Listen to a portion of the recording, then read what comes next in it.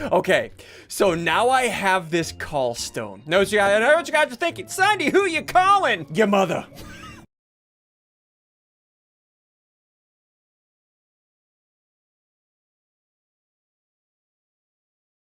Yeah, I see Right, that. ready? I see Watch that. this, watch this. Ready? Yeah. Hi. Oh, what, like the wave? Yeah. I see Right, that. I ready? see Watch that. this, watch this. Ready? Yeah. Hi. Oh, what?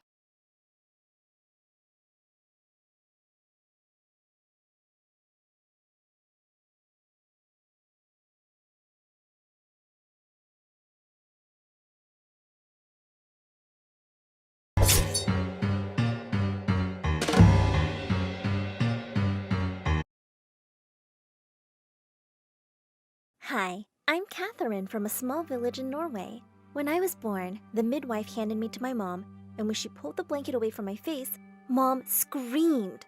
All the village women standing around gasped. Dad came running into the room and he looked at me, horrified. My God!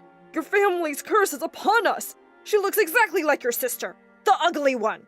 I had no idea what they were talking about then, but in time, it became much clearer. Everyone in my family thought I was the ugliest girl ever. They all had pale skin, pale eyes, and light hair, but I had dark hair, dark eyes, and a permanent tan. Growing up, I was really lonely. I didn't have any siblings because Dad was too afraid of having more cursed, ugly children. And the other villagers acted like I had head lice and wouldn't let their kids play with me, just because I looked different. When I was 6, my parents realized they couldn't hide me forever from our relatives, so we had a family photo taken for our Christmas cards. But when Dad saw the prints, he tore them in half and grounded me. Before I went to my room, I picked up a torn photo and taped it back together.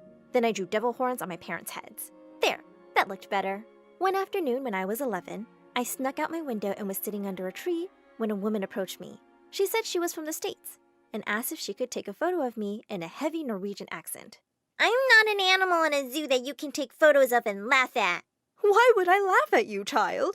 I think you're beautiful. Can I meet your mom and dad? She seemed nice, so I took her home. But as soon as my parents saw her holding my hand, they lost it. Before I could say a word, my parents dragged me inside and slammed the door in the woman's face. The American lady came back after a year, and this time, she brought a lawyer. She introduced herself as Betty and said she'd like to adopt me and take me to America with her. I didn't know where that was exactly, but anywhere out of my stupid room sounded great. I jumped into her arms and said yes. My parents leapt up from their seats and said no. Away from my devil horns on my parents. It's beautiful. Slammed the door with her. Why can't I? You guys don't even like me. Mom pulled me into a tight hug immediately. Nonsense. You're my flesh and blood, Catherine. Yes, your looks are a burden on my soul, but I could never give you up. Betty took out a thick wad of cash from her purse. Would this help change your mind? And my parents had dashed off to pack my things faster than lightning. By the time we landed in LA, America, it was obvious that Betty actually loved me. She took me out to amazing cafes, shows, and amusement parks. Whenever we'd go out, though, I noticed people giving me strange looks, and I felt sad. So everyone here except Betty thought I was ugly too? She hired a special tutor who made me learn perfect English in less than 3 months. And sometime later, I joined the 8th grade. On my first day of school, I was getting the usual stares, but then something completely unexpected happened. I was surrounded by all these kids, and they were actually saying nice things to me. Love your beautiful tan. I could look into your eyes forever. How about a date this evening? Wow, you look like Princess Jasmine. Wait, was I actually beautiful here? Later that day, a pretty girl I'd seen in my class caught up to me in the corridor. Hey, Catherine, right? I'm going to call you Cat. Welcome to this dumpster of a school. Mine's the best group here, and you can join us because you're pretty. I'm Stella. And next thing I knew, I was hanging out with the most popular girls in school. After being an outcast all my life, it felt good to know that people wanted to be friends with me. But I soon discovered it was hard to keep up with them because we weren't really alike. All they wanted to do was hang out at the mall after school and buy more clothes, shoes, and makeup. I once wanted to go to a bookstore, and they looked at me like I was a freak. One day when I got to school, I found Stella and the other girls gathered around Leah, one of the girls in our group. She was crying, and when I asked what happened, Stella whispered. Leah's dad lost his entire fortune. She's like really poor now. Poor thing. Leah looked miserable all the time and stopped hanging out with us after school because she didn't have money to spend anymore. I tried giving her money once, but she wouldn't take it. A few weeks later, Leah sat down with us at lunch and took out a salami sandwich out of her bag. And suddenly, Stella went bonkers. Ew, get that stinky garbage away from me. What, you're so poor now you can't afford lobster or caviar anymore? Leah's face crumpled into tears, and I felt shocked at the mean outburst. Stella, that was really rude. Oh, I've tried being nice, but I'm done. I've always let her be a part of my group even though she's ugly, but now she's poor too? It's time for her to go. That's it! I can't believe you treat a friend like this.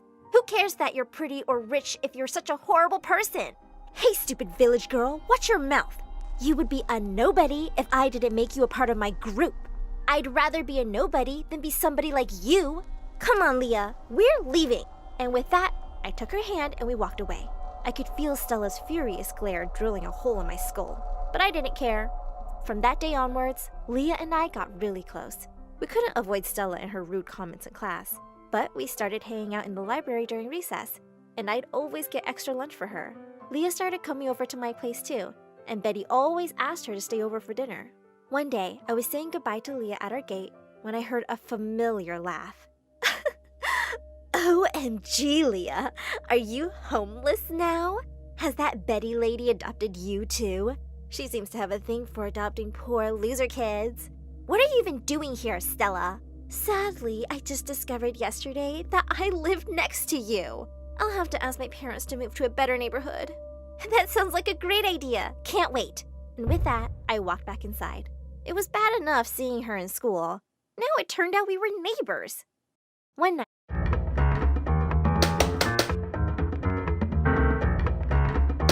I was outside playing with my cat when she suddenly leapt over the wall to Stella's place. I climbed over too and thankfully found her soon. I was tiptoeing away when suddenly I heard shouting from inside. I peeked in through a window and what I saw left me shocked. Stella was standing in front of her parents with her head hanging low, while they were both taking turns screaming at her. Why are you so stupid, Stella? Just look at your pathetic grades. Are you slow? How are you going to run my company one day? Run your company? I'm pretty sure she isn't even going to graduate high school. It's so embarrassing, really. All my friends are always talking about how smart their kids are, and I just want to pretend that I don't even have a daughter.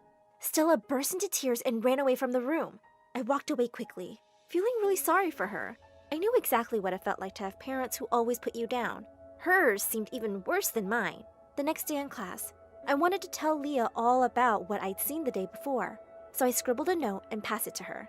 Just then, Stella raised her hand and said, Miss, Catherine just passed a note to Leah. Oh no, no! The teacher swooped down on Leah like a hawk. She snatched the note out of Leah's hand, and to my horror, she started reading it out loud. I saw something awful yesterday. Her parents treat her like trash. What is this about? I looked over at Stella, and her face had turned white. It's nothing, miss. I'm sorry. But just then, Leah rose from her seat. Oh, I'll tell you all what this is about. The paper doesn't say the name, but Kat was just telling me about how the school princess Stella gets treated by her parents like dirt. Just imagine, she goes around acting like she rules the school, but her own parents hate her. I couldn't believe what Leah had just said. As everyone stared at Stella, the bell rang and she ran out of the room in tears. While everyone walked out whispering, I pulled Leah back. How could you do that, Leah? I told you a secret and you publicly announced it. Leah looked back at me angrily. Kat, have you forgotten how she treated me at the worst point in my life? She deserves this. But don't you see? This makes you as cruel as her. That was an awful thing to do, and I'm so disappointed. And with that, I went off to look for Stella. I walked into the girls' bathroom and saw her feet under the door of a stall. Stella, I know you're in there. Can you please come out and let me apologize? The door burst open and Stella stared at me with furious eyes. How dare you snoop around my house and spy on my personal life? And then you just tell everyone? You act like you're the best freaking person on the planet, but you're just a big hypocrite. Stella, I found out by accident, I promise. And I never meant for everyone to know. I'm really sorry. And we have more in common than I thought. My parents were awful to me too. I know what that feels like. You know nothing. And you're nothing like me. You're going to pay big for what you did, Catherine. And with that, she pushed me aside and stormed off. I didn't have to wait too long to find out what her payback was. I've been working on a complicated wind turbine model for years for the upcoming science fair. A day before the fair, when I went to the lab, I found my whole model smashed to pieces on the floor. As furious as I felt, I didn't want to give away Stella's name, so I told the science teacher I had no idea who it could have been. But she stormed off to the principal to look into the matter. And it turned out there were security cameras in the lab. As I watched the footage in horror, I could clearly see Stella smashing my model with a baseball bat. She was immediately called in. Stella, you will apologize to Catherine, and then you will pack your stuff from your locker. You are expelled! What? No, please don't do that. My parents will kill me. I'm sorry. You should have thought of that earlier. There is no room for such behavior in my school. Just then, I stepped forward. Ma'am, please don't expel her. Stella's saying she's sorry, and I believe her. She's my friend. We just got mad at each other. Please give her another chance. The principal's face softened, and she decided that she would suspend her for 2 weeks instead. I was so relieved. As we left the office, I turned to Stella. You were mad at me, and you took your revenge. Let's call it truce now and start over. I extended my hand to her, but she just slapped it away. Do you think for 1 second that I'm actually sorry? If I could, I'd smash your project all over again. Stop acting like the frickin' angel of Norway. I hate you. You know what, Stella? I think you just hate yourself. And just because your parents are jerks doesn't mean you have to be one.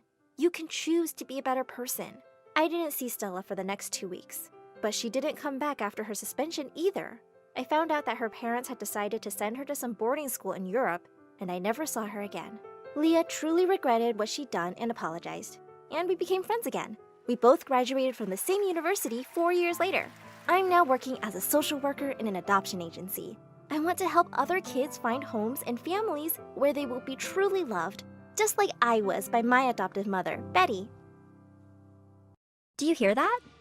Hear what? There's a baby crying. I'm not home.